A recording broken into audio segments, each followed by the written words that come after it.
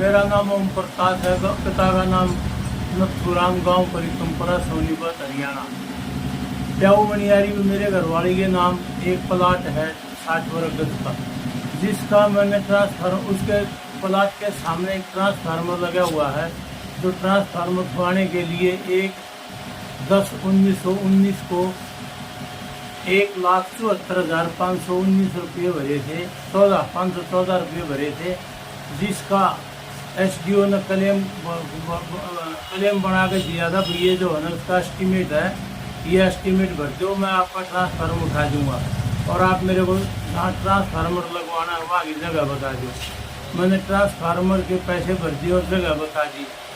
उसका जो है वो एस्टीमेट भर दिया। एस्टीमेट भरने के बाद वहाँ दोनों खंभे लगवा दिए। दोनों खंभे लगवाने के बाद मेरे जो है 2 भतीजों का, मेरे भतीजे कोरोना में एक्सपायर हो गए। मैं उनके क्रियाक्रम में लग गया। उनके क्रियाक्रम निपटा गए। मैं गया तो मैंने जाकर देखा, वहाँ से एक ट्रांसफार्मर का खंभा उठा हुआ था जो नए लगवाए थे।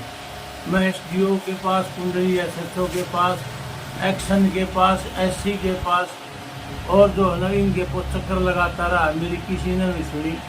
मैंने फिर एक एप्लीकेशन डीसी साहब को दी। डीसी साहब ने उस एप्लीकेशन के ऊपर 22/9/2022 को जन संवाद हुआ। जन संवाद में सीएम साहब आए। मैं सीएम साहब से बोला जी मेरी आप रिक्वेस्ट सुनो। सीएम साहब बोले मैं रिक्वेस्ट नहीं सुनूंगा। रिक्वेस्ट उमा शंकर सुनेगा। मैं उमा शंकर के पास गया तो उमा शंकर के पास एसडीओ पहले से ही खड़ा था। एसडीओ ने कहा, वो उमा शंकर ने कहा थे पैसे वापस दिवा दूँ।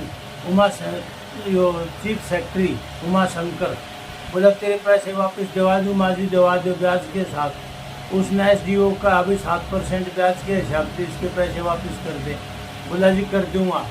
मैंने फिर जो है काफ़ी दिन तक इंतज़ार करी, मेरे पास कोई पैसा नहीं आया, ना फ़ोन आया।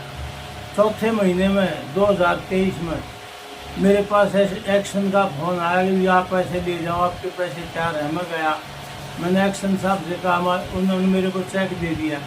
बोला जी ये तो उतना ही चेक है जितने मैंने पैसे भरा जमा करे थे। सेक्रेटरी साहब ने तो कहा था भाई 7% ब्याज के हिसाब से पैसे मिलेंगे। तो एक्शन ने कहा मैं जो है 7% का ब्याज आपको बाद में दिवा दूंगा, आप ये पैसे ले जाओ। मैं उनके कहने से उसके विश्वास पर वो चेक उठा लाया। उसके बाद मैंने जो है ना काफ़ी दरखास्तें दे दी, कोई सुनाई नहीं हुई। सीएम इंडो में भी गई। सीएम इंडो की जांच जो है ना डीएसपी जो है ना साहब ने कई जो राय बैठते हैं, उसकी जांच के बाद भी मेरे को वे पैसे नहीं मिले। मैं इसके बारे में जो है ना एमपी एमएलए के भी फ़ोन करवा चुका हूँ उसके पास, एसडीओ के पास।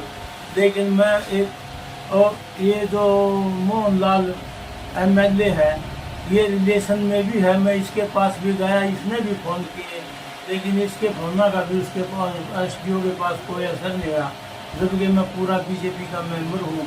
मैं क्या उम्मीद रखूँ जब मेरे काम नहीं है तो उनका क्या होता होगा। जय हिंद। ठीक है।